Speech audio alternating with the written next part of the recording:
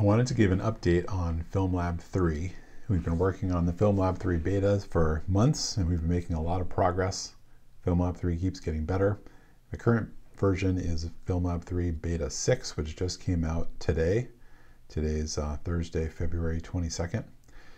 And to show off some of the new features that have come in the more recent FilmLab betas, I thought what we could do is scan a roll of film together or convert a set of film scans together using FilmLab and talk about some of the capabilities that it has. I'll give some background on the roll of film that I'm about to open up in FilmLab. It was shot this autumn here in Maine using this camera right here, the Minolta CLE. This is a great little rangefinder camera. It's super small, very solid. It takes Leica M-mount lenses. It has a great viewfinder, especially if you wear glasses like I do and like to shoot 28mm lenses, which are fairly wide. The lens on here is the Minolta 28mm f2.8, which was one of the kit lenses that came with the CLE. And that lens actually has a very common defect, which is that the paint deteriorates, it causes haze in the lens. And this one actually has some haze in it, to the point that I almost thought it was going to be a junk lens. But I shot a few rolls with it anyway, and I've actually been pretty impressed with the results. It does flare a bit if you shoot right into the sun, but overall it's pretty good. So you'll get to see that in the images. I already did the scanning. I did that with the lights turned off before I made this video. And I used this negative supply film carrier, the basic film carrier 35mm Mark II. I tried something new, which is the negative supply, I think they call it the borderless cassette. It's an insert for their film carrier that lets you capture 35mm frames with the sprocket holes still visible. I thought that would be fun for a change of pace.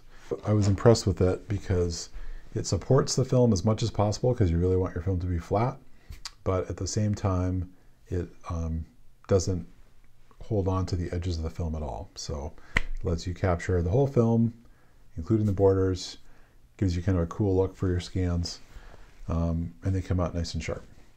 And I also use the negative supply basic 4x5 light source, and they make this little adapter plate so it all goes together. It's a very nice little setup. So here are my film scans. I captured these using a Sony A7R II, so they're nice and high resolution. And I also have, for comparison, scans from the FilmLab. So I sent this film to be developed at Photosmith Imaging in Dover, New Hampshire. They're one of our local labs here in this part of the Northeast, and those guys are great. They're friendly, they're super fast, they always handle the film well, take good care of it. I've never had a problem sending my film there, and I've always been impressed with them. They also have great prices on film if you're buying film, so I usually end up stocking up on film when I'm in the shop. The reason I have them scan my film as well as develop it is that as a developer of FilmLab, I really want to see what professional quality scans that were made on a real film scanner look like, so I can compare those to the results that we get from FilmLab. And historically, that's helped me see the weaknesses of the FilmLab color conversion engine and where we need to make improvements. As you'll see today, FilmLab has caught up quite a bit. And actually today what I want to highlight as we look at the lab scans is why it's really nice to be doing your own conversions from raw files when it comes to scans, because of the creative control that gives you compared to having your scans done at the lab. So let's jump in. What I'm going to do is just go into the first image and open it up. I switch to color negative, and you can see pretty immediately you get a good looking result thanks to FilmLab auto settings. I'm going to rotate this, and I'm also going to flip it. The reason it needs to be flipped is I usually scan with the emulsion side up. That's the less shiny side of the film. The reason I do that is it just reduces reflections a little bit, helps you get less stray light bouncing around and taking away detail from your scan. In theory, you might also get a slightly sharper scan when you do it that way because you're not having to go through the film base, but in practice, I haven't really seen it proved that that gives a better result. So you can do it either way, but I usually scan with the emulsion side up. So the first thing that we do here in FilmLab, especially in Beta 3, is we want to go into the scanning profile and make sure that the settings we have chosen match our actual scanning setup, because that's going to give us the most accurate scan. What this does is it gives FilmLab all the information it needs to do the math to create a custom profile for your scanning setup so that it can read the information off the film using the sensor on your digital camera and get the colors right. So as we can see from our exposed border area, this is Fuji 200, that's Fuji Color C200. Our scanning device was automatically detected as a Sony camera. Our scanning light source is actually defaulted to the same light source that I'm using, so that's correct. Fall off correction is not working in the beta, but we'll have that fixed soon. So I'll skip over that for now. And then scanning flare correction lets you compensate for the effects of stray light coming into your scan.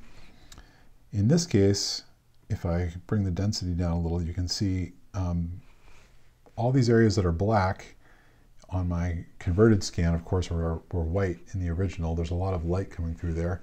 So there probably was a bit of stray light bouncing around here. So I'm actually going to turn the flare correction up a little bit. And then I'm going to go into the adjustment section and just edit my density and color balance. To do this, what I like to do is look at neutrals in my scene. So I've got a little highlight area here, which of course should be white. I've got some pavement, different colors of cement in the foreground and some silver chairs. And so those all give me a sense of what white should be. And then using my knowledge of light in the scene, there's an area where the sun is shining through. It looks like the angle of the sun is pretty low, so it's late in the day. So I would expect the shadow areas to be more cool and then these brightly lit areas to be a little warmer. So I'll just adjust the balance a little bit until I get there. And it's really just kind of a matter of feel, but that feels pretty good to me. I might bring up the yellow just a tiny bit to make it a little bit warmer. And of course I need to crop. So I'm going to crop. I'm going to leave those film borders in there. So that looks good. That's my first scan. Let's compare that to what I got back from the lab. So here's the lab scan. If we look at the metadata, it's 2000 by 31, so about a 6 megapixel scan. And here under TIFF, we can see this was made on a Noritsu scanner. So I'm not going to say one is better or worse because a lot of things with photography is a matter of taste. I would say the lab scan has a little bit more of a opinionated or unnatural look to it. It has a certain flavor. I think this FilmLab scan is looking a little more natural. I do think maybe the lab scan is a little brighter, and that's kind of nice, so I'm going to brighten mine up a little bit to imitate that. Another thing that's always good to look at is the sky when you're color correcting your film scans. As humans, we have a lot of experience looking at the sky. We know what color it is. So if there's issues with color, the sky is one of the things that tends to have a problem. All right, so I've done the first image in the roll. I spent my time with that because it was the first one, but I want to move more quickly with the rest of my images. So what I'm going to do here is just copy all edits from my initial one. Then I can select all, unselect my first image, and paste edits.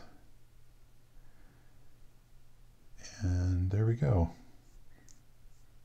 FilmLab's got the rest of my roll done. And what jumps out at me already, which is really nice to see, is that the colors look really good. The progress we've made in FilmLab 3 makes a huge difference in color accuracy, especially now that you can select the film stock that you're using. So it's just really nice to be able to paste settings on a whole roll and see that my colors look nice and vibrant like that. But let's go through and edit another image together. And I'm going to pick this one, and I'm actually really excited to see this. Let me show you the lab scan that I got back when I originally had this developed.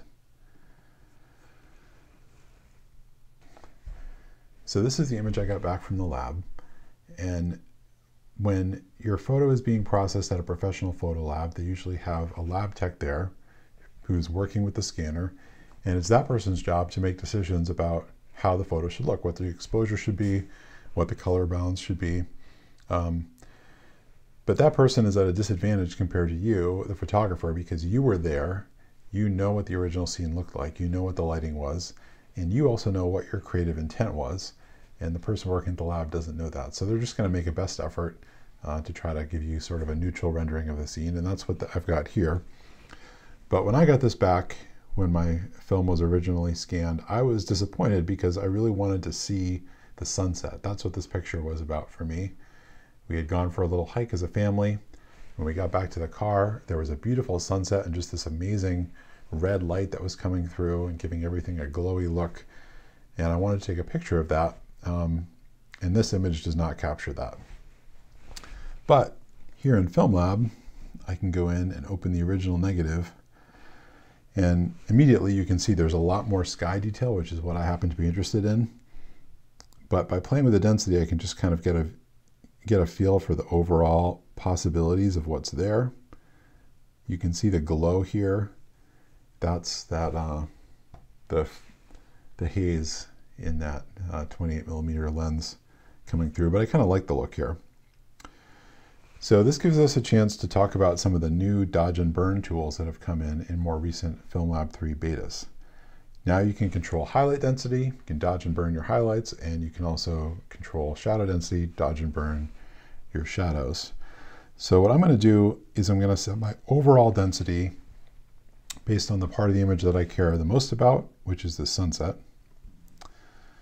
And then I'm going to use highlight and shadow density just to bring more of the image to where I want it to be. So I can pull highlight density down just a little bit, just to pull all the details out of that sunset, make sure nothing's getting clipped. And then if I want, I can use shadow density to bring up the shadows and bring back some of that glow. And also new and more recent betas is we brought back the fine tuning section that was in FilmLab 2.5. So the rest of the tools, adjustments and dodge and burn, are digital tools that are really firmly based in analog. They're just emulating exactly what you could do if you were working in a darkroom. The fine-tuning section is digital post-processing. So it gives you just a little bit of the kind of control you could get if you use Photoshop or another program later. So I might bring brightness up a little. I might tweak the contrast a little bit. And now if I just look at these side by side, I'm much happier with the FilmLab edit because I was able to have creative control, because I'm working with all the information that was on the negative, and I can control how it gets presented. You don't get that when you get a JPEG back from the lab. Now, in the future, wouldn't it be nice if you could have your film scanned at a lab and they could give you back a file format that had all the original information on it from the negative, but in a format that you could easily edit yourself. I think that's where things are going, and I've talked about that before with film scanning. And I think some of the things we're working on for FilmLab 3 and beyond are going to be helpful to those in the industry that want to get there. So if you're working at a photo lab, or if you have a small indie photo lab that you're running and you want to talk about alternative formats for film scans that would give the end user the ability to edit with full creative control, get in touch, because I'd love to talk to you about that. So we'll wrap things up here. Really happy with the way that looks. I'll go through and edit the rest of this roll later. But what I just want to leave you with today is thank you to everybody. I know it's been a while that we've been working on this beta. We're really taking our time with it because we're trying to get it right. There's a big difference between a beta and a release when it comes to FilmLab. And the biggest difference there, besides stability issues and bugs that you might run into in a beta, is that once we ship the final version, the image processing is set in stone. So while we're in the beta period, we're still tweaking image processing. If you edit in an early beta and then edit later in a later beta, you may find that your image doesn't look exactly the same as it did the last time you edited it, because things are changing out. Once we ship the final release, you can be confident that your edits are never going to change, and the edits you make will look the same whether you open them in a later version of FilmLab later. So that's why it's really essential that we get the image conversion right, and why we're taking our time before we release the final version of FilmLab 3. In the meantime, you can help us out a lot by downloading the latest beta, trying it with your images, and giving us feedback. That's very much appreciated. Also, if you haven't yet bought FilmLab and you're waiting until FilmLab 3 comes out, I would highly encourage you to try FilmLab 3 now and see if it works well for your needs. It's such a huge improvement over FilmLab 2.5, our existing stable version. I would never want to go back, and I don't think you will either once you try FilmLab 3. Also, we have a promo code. It's thank you, because we are very grateful to everyone for your help testing and your patience. So you can use the promo code thank you if you're not already a FilmLab customer, and you can save 20% off your purchase. So thanks for watching this video. Thanks for being interested in what we're doing in FilmLab 3. I hope you'll try out the beta, and I hope it gives you excellent results with your images. Either way, let me know in the comments, and I'll have another update on our progress soon.